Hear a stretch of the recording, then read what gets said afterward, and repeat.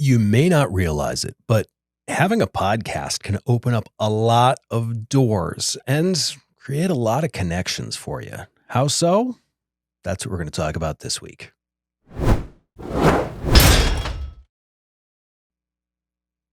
Thank you for coming along this week. I am Josh with Pedal Stopper Productions. Now, we're going to talk about making connections with podcasts.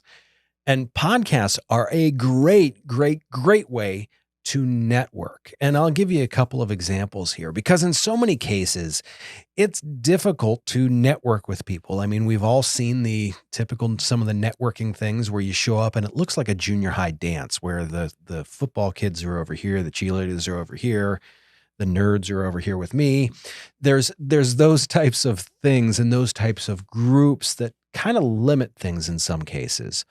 With a podcast, you are reaching a broad audience and people want to be a part of that. People will approach you asking to come onto your podcast.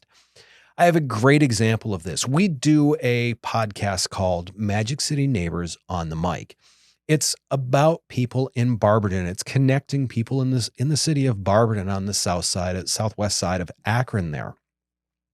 In this, we had two guests on. We had the VP of the school board, who's also a captain on the fire department as the fire marshal.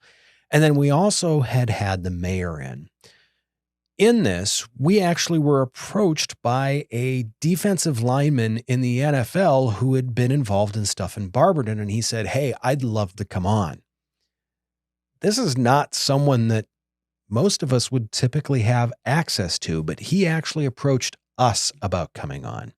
We've had all sorts of people throughout the community want to come on and talk to us and have that conversation with us. So having a podcast does a great job of giving you access to people that you may not typically have. And once again, that increases your network, which is always a big help.